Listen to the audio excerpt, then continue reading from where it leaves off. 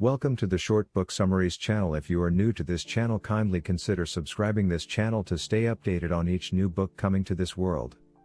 In case you like and want to buy this book, the link is given in the description below. Now enjoy the summary.